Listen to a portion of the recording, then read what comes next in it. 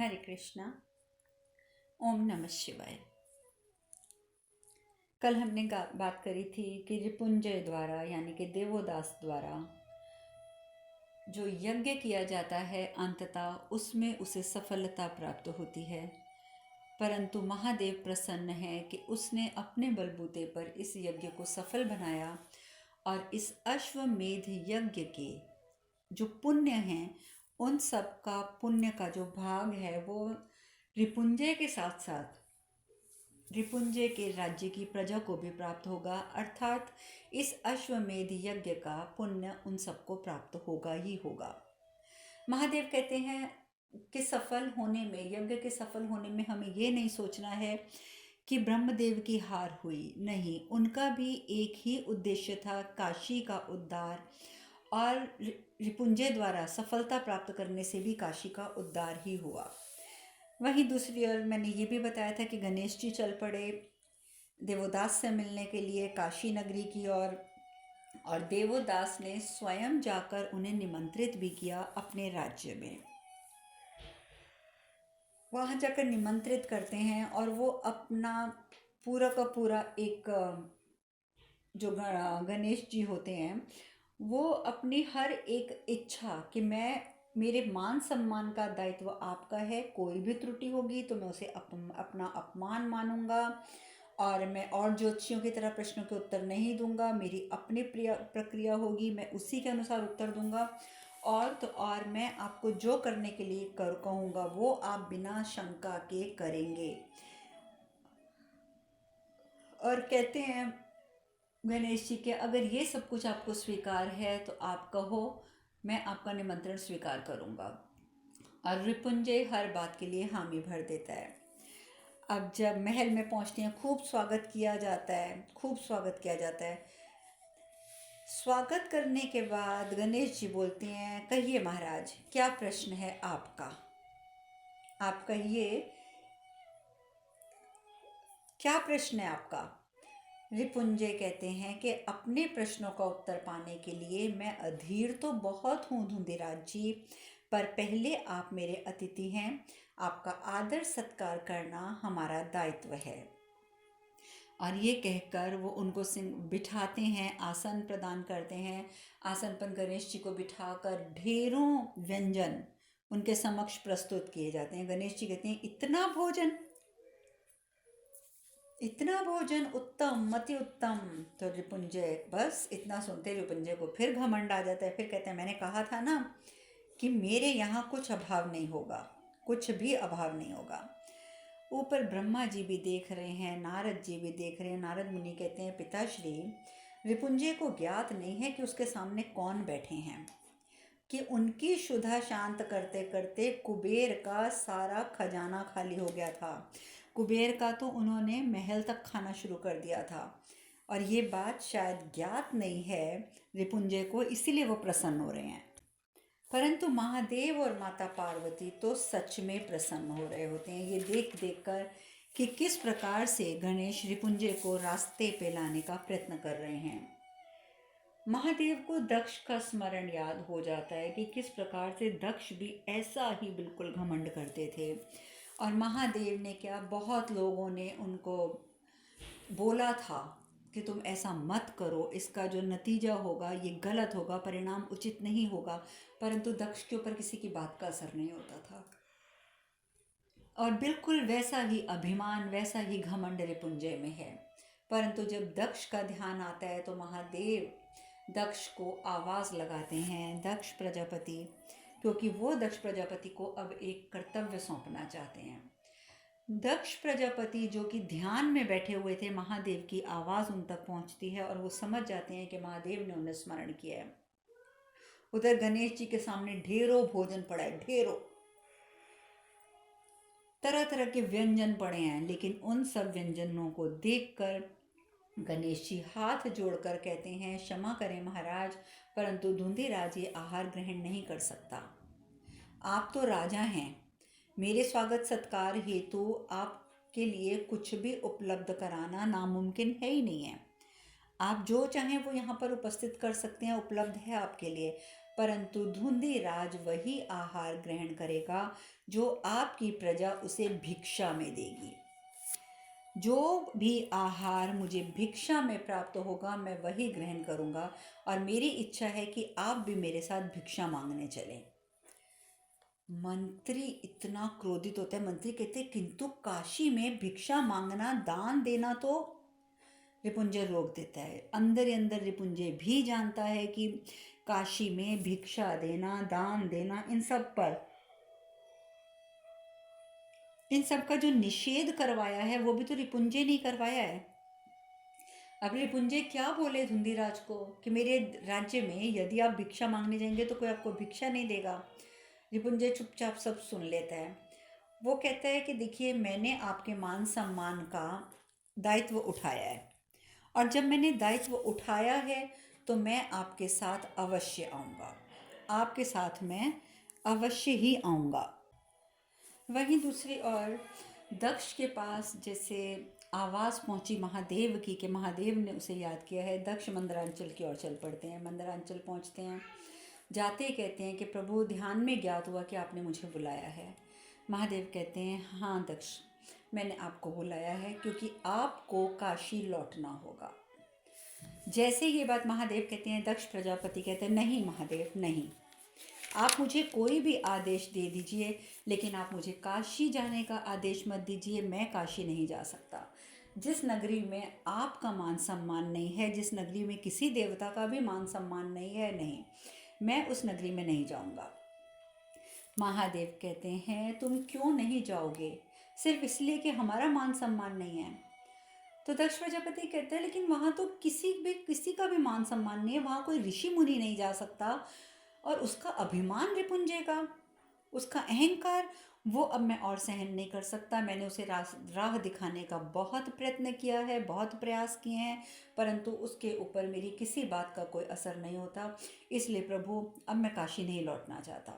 महादेव कहते हैं, चिंता मत करिए दक्ष प्रजापति, देवोदास अपने अहंकार से मुक्त होने वाला है, अपने अहंकार से वो मुक्त होने वाला है, और जब भी ऐसा होगा तो उसे अपनी भूल का एहसास अवश्य होगा, अवश्य एहसास होगा, जिसके कारण वो आत्मग्लानि, आत्मसंदेह में लीन हो सकता है।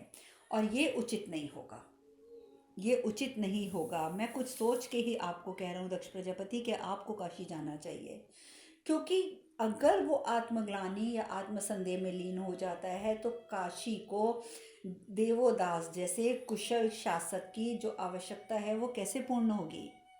आप जानते हैं कि देवोदास में एक अभिमान है, उसका रास्ता गलत है, परंतु देवोदास खुद गलत इंसान नहीं है। उसने सदैव काशी का भला ही चाहा है, और ऐसे समय में उसे संभालने का कार्य तो वही व्यक्ति कर सकता है जिसे देवोदास अपना आदर्श माने, और वो आप ही हैं दक्ष, वो सिर्फ आप हैं, उसे आपकी आवश्यकता है।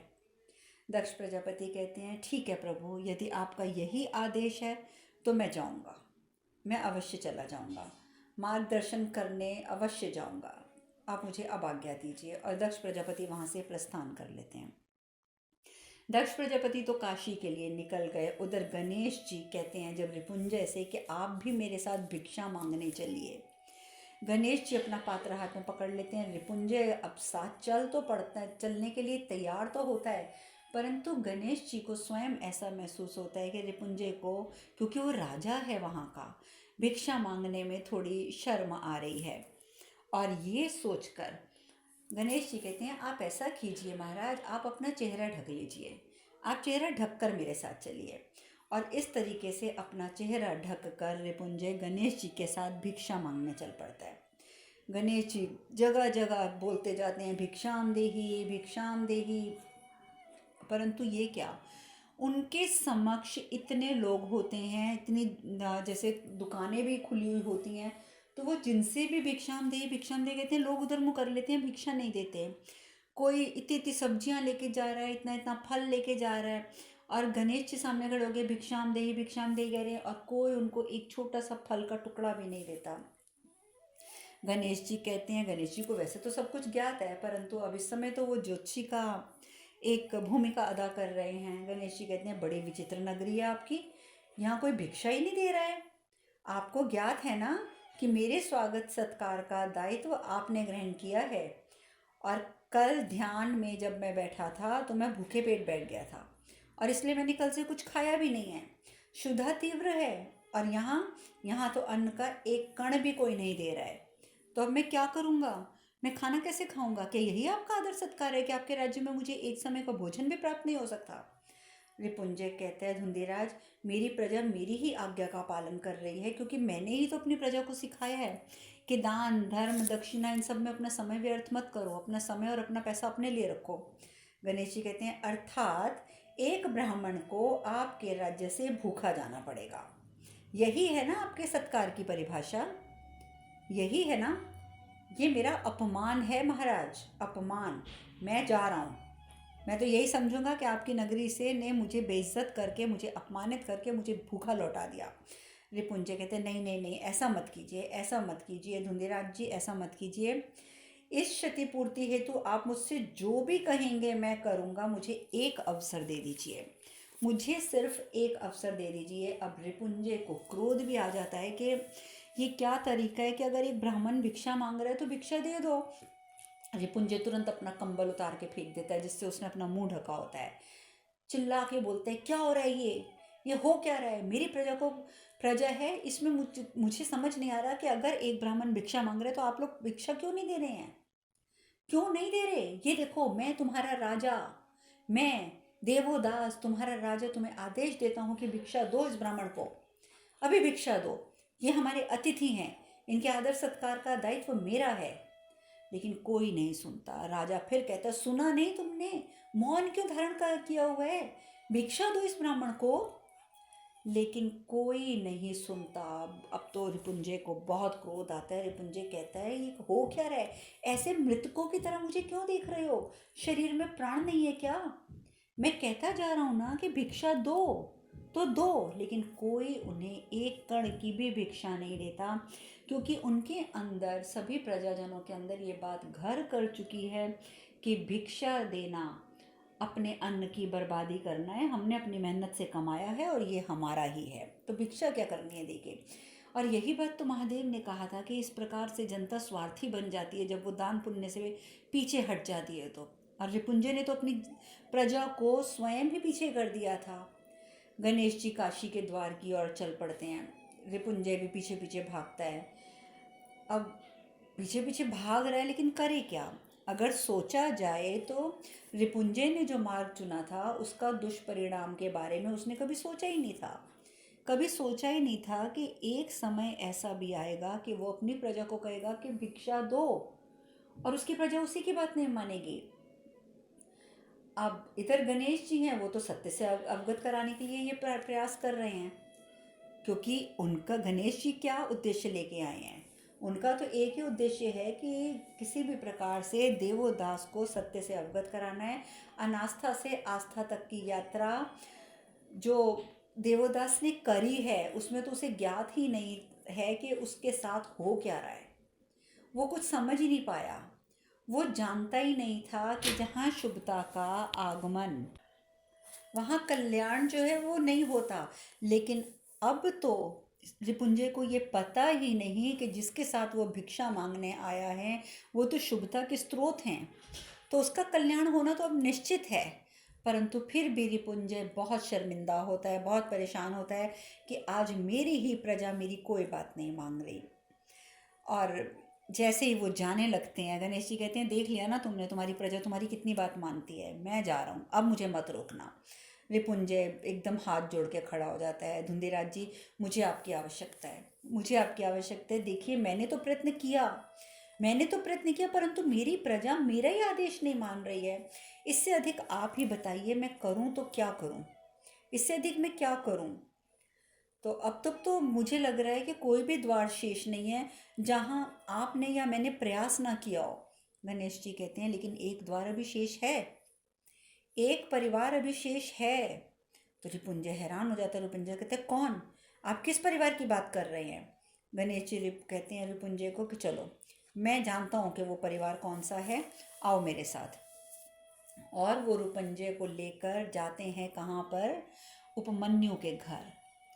उपमन्यु के घर, गौरी के घर, आप लोगों को सब अभी तो कथा ताजी ताजी है, आप लोगों को याद ही होगा कि गौरी ने ही अकाल पड़ने पर महादेव का आवाहन किया था और उसके संस्कारों को देखकर ही महादेव ने उन्हें मतलब उनकी गाय भी ठीक कर दी थी, सब कुछ कर दिया था।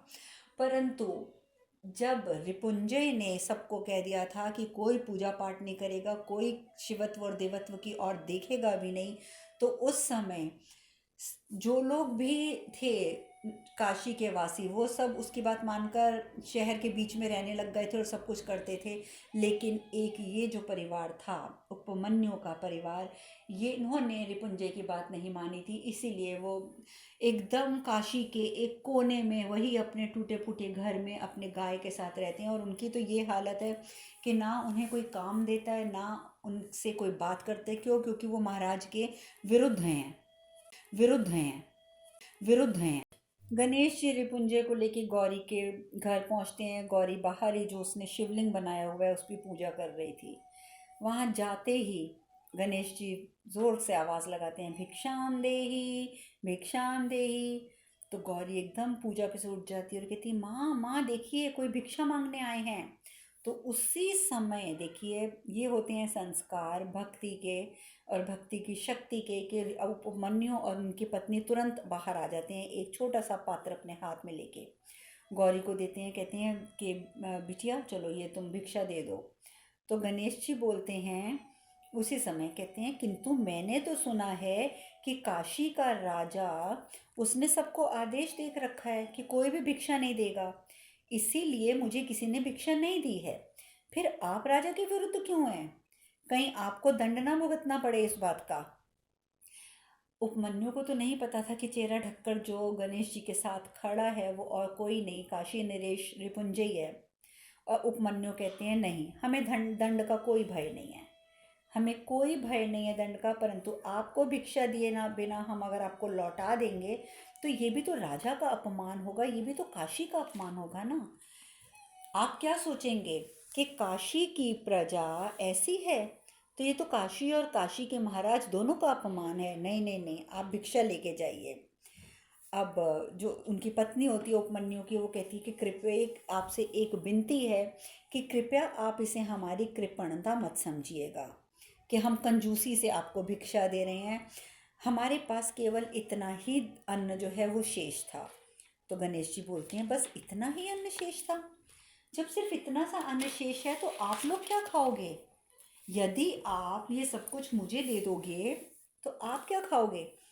उपमन्यु की पत्नी बोलती है किंतु यदि आपको हमने अपने द्वार से भिक्षा दिए बिना जाने दिया तो भोजन तो हम तब भी नहीं कर पाएंगे।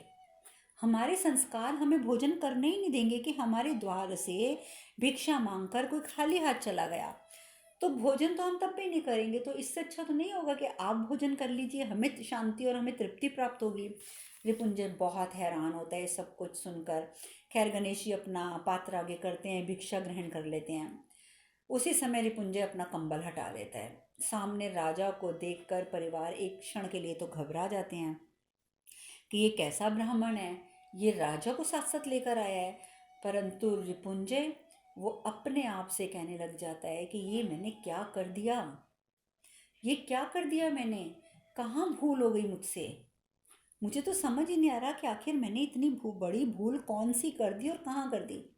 गणेश जी कहते हैं देखिए देवदास, देखिए आपकी प्रजा इनसे अधिक धनी है, फिर भी उन्होंने मुझे दान नहीं दिया, मुझे कोई भिक्षा नहीं दी, परंतु इन्होंने अपनी काशी, अपने राजा का मान रखने के लिए जो कुछ भी इनके पास था वो सब मुझे दान में दे दिया। जानते हैं महाराज, आप एक बात जानते हैं कि आपकी प्रजा और इस परिवार में क्या अंतर है? आपकी प्रजा और इस परिवार में अंतर है, वो है शिवत्व का।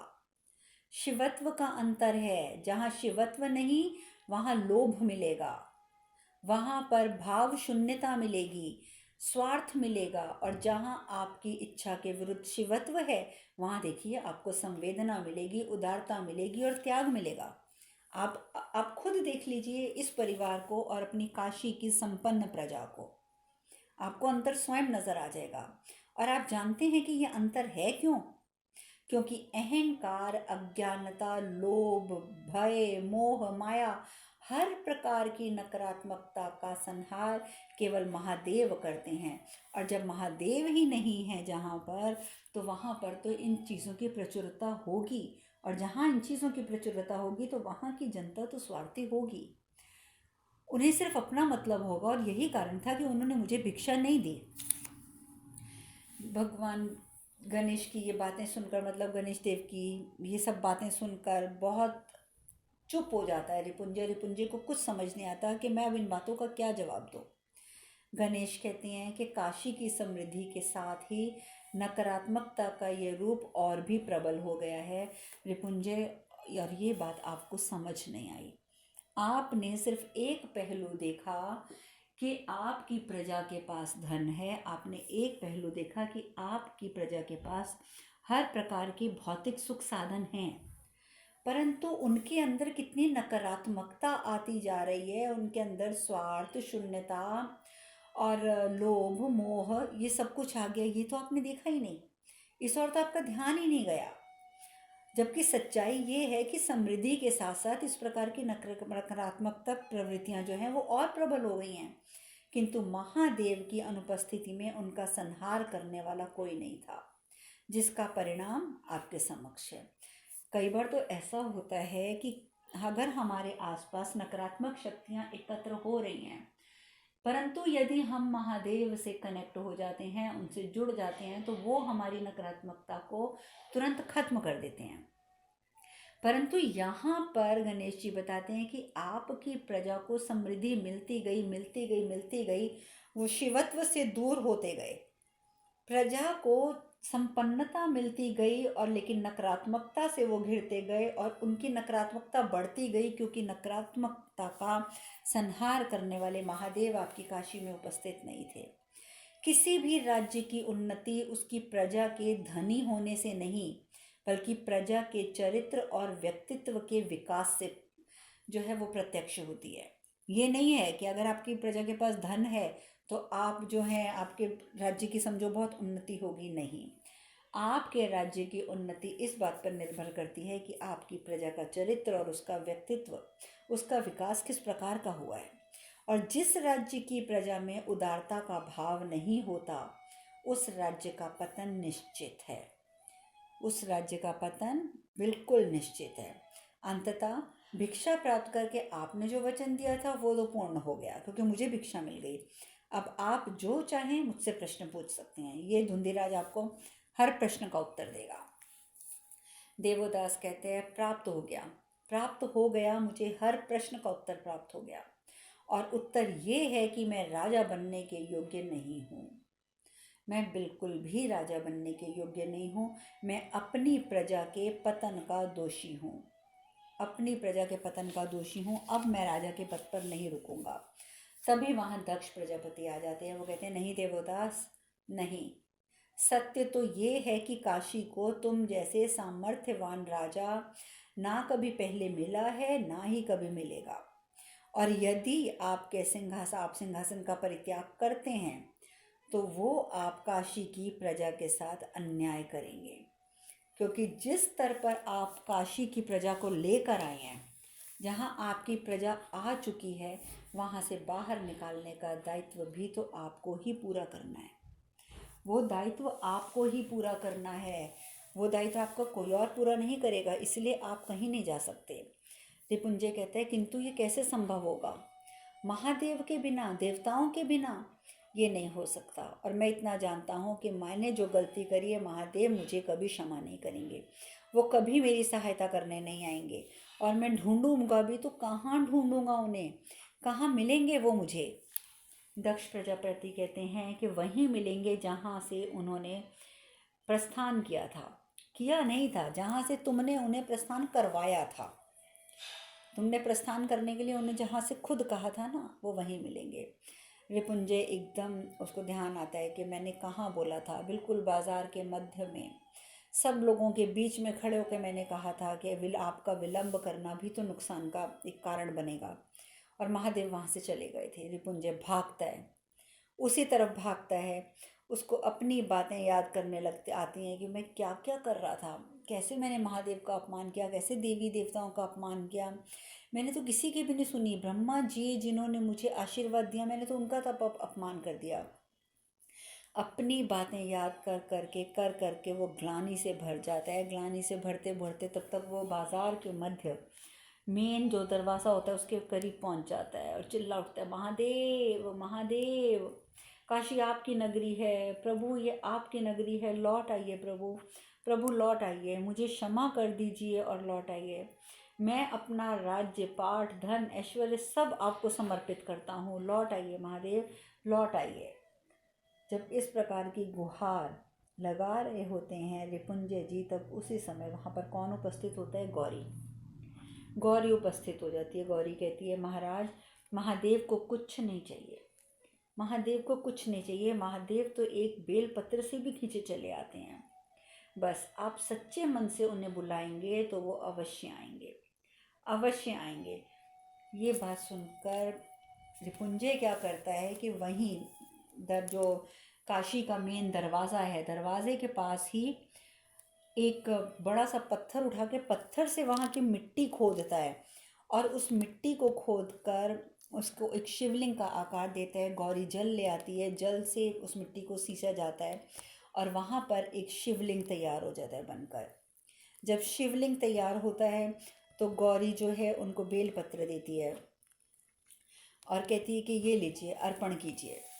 और जैसे ही रिपुंजय बेलपत्र अर्पण करते हैं तो उनकी इस श्रद्धा को देख कर के कितने श्रद्धा भाव से वो बेलपत्र अर्पण कर रहे हैं, दक्ष महारानी, क्योंकि महारानी तो शुरू से चाहती हैं कि धर्म के राह पर चले उनका पति, पर नहीं चल रहे थे, सब प्रसन्न हो जाते हैं, सब प्रसन्न हो जाते हैं। जब उनकी प्रजा जो होती है वो ये सब कुछ देखती है तो वो प्रजा भी हाथ जोड़कर खड़े हो जाती है, प्रजा भी हाथ जोड़ लेती है और सभी हाथ जोड़कर वहाँ खड़े हो जाते हैं। तभी वहाँ पर महादेव और माता पार्वती उपस्थित हो जाते हैं। महादेव और माता पार्वती उपस्थित होते हैं तो जैसे ही देवदास देखता है, रिपुंजय देखता है, जाकर दौड़ कर जाता है, चरणों में बैठ जाता है। महादेव कहते हैं क्षमा कर दीजिए, और महादेव को कहता है कि महादेव क्षमा कर दीजिए, मुझे क्षमा कर दीजिए महादेव, मैंने आपको आपकी नगरी आपके आनंद वन से दूर कर दिया, मैं क्षमा के योग्य तो नहीं हूँ। वो यहाँ तक बोलता है रिपुंजय कि मैं क्षमा के योग्य तो नहीं हूँ, परंतु फिर भी मैं आपसे हाथ जोड़कर प्रार्थना करता हूँ प्रभु, मुझे क्षमा कर दीजिए, मुझे क्षमा कर दीजिए। महादेव कहते हैं कि ये केवल तुम्हारा भ्रम था देवदास, केवल तुम्हारा भ्रम था जो तुम्हारे अहंकार से उत्पन्न हो गया था। तुमने मुझे दूर अवश्य किया था किंतु मैं तो कभी दूर हुआ ही नहीं। तुमने प्रयत्न अवश्य किया, तुमने मुझे दूर किया, परंतु मैं तो कभी दूर हुआ ही नहीं, न तुमसे और ना काशी से। क्यों? क्योंकि मैं काशी में वास ही नहीं करता। तो एक बार तो रिपुंजय हैरान हो जाता है ये बात सुनकर, जब महादेव कहते हैं कि मैं तो काशी में वास ही नहीं करता, परंतु महादेव अपना वाक्य कंप्लीट करते हैं, उल्टा काशी मुझ में वास करती है देवदास, काशी मुझ में वास करती है, तो फिर पृथक होने का तो प्रश्न ही नहीं उठता। केवल तुम्हारे ये सोच लेने से कि तुमने परित्याग कर दिया है तो क्या परित्याग हो सकता है? खुद सोचो, पुनः सोचो कि क्या ये हो सकता है? किंतु मेरी अनुपस्थिति में तुम्हारी प्रजा के साथ, तुम्हारे पुत्र के साथ जो भी घटनाएं घटी, उन घटनाओं का उद्देश्य वो ये स्पष्ट करता है कि जिस मार्ग का तुमने चयन किया वो अनुचित है। तुम्हारे अंदर भी भावना अच्छी है, तुम्हारी भावना सच्ची है, परंतु तुमने जो मार्ग चुना है वो अनुचित है। परंतु फिर भी मैं तुमसे अत्यंत प्रसन्न हूँ, क्योंकि तुम्हारी अनास्था आस्था में परिवर्तित हो चुकी है। आज तुम में अनास्था नहीं है, आज तुमने मेरा आवाहन किया है, तुमने अपने हाथों से शिवलिंग बनाया है, तो आज मैं तुमसे प्रसन्न हूँ और मैं समझ गया हूँ कि तुम्हारी जो अनास्था है वो आस्था की ओर परिवर्तित हो गई है। रिपुंजय कहते हैं कि मुझे अपनी भूल का अभाव हो गया है, आभास हो चुका है प्रभु मुझे मेरी भूल का। धन्य है धुंधीराज, धन्य है जिन्होंने मुझसे ये सब कुछ करवाया, जिन्होंने मुझे सत्य का स्मरण भी करवाया। धन्य है धुंधीराज। तो जैसे ही वो इस प्रकार की बात करते हैं, महादेव इशारा करते हैं, और महादेव के इशारा करते ही गणेश जी अपने वास्तविक स्वरूप में आ जाते हैं। और गणेश जी वास्तविक स्वरूप में क्या आते हैं, उनके साथ साथ फिर तभी ब्रह्मा जी और विष्णु जी वो भी वहाँ उपस्थित हो जाते हैं। और इस प्रकार से ब्रह्मा जी, विष्णु जी और हमारे शिव जी, महेश जी, गणेश जी, माता पार्वती, ये सब के सब काशी में उपस्थित हो जाते हैं, क्योंकि आज उसका अभिमान खत्म हो चुका है। और काशी में भी क्या उपस्थित होते हैं, अभी भी वो लोग काशी के द्वार पे खड़े रहते हैं, काशी के द्वार पे खड़े रहते हैं। और रिपुंजय अब उन्हें कैसे क्षमा मांगकर उन्हें अपने द्वार से अपनी काशी में लेके जाएगा, ये सब चर्चा हम कल करेंगे। आज हम कथा में यहीं विश्राम लेंगे। हरे कृष्ण कृष्ण कृष्ण हरे हरे, हरे राम राम राम हरे हरे। आप सब खुश रहें, सुखी रहें, स्वस्थ रहें। हरे कृष्णा। ओम नमः शिवाय, ओम नमः शिवाय, ओम नमः शिवाय, ओम नमः शिवाय, ओम नमः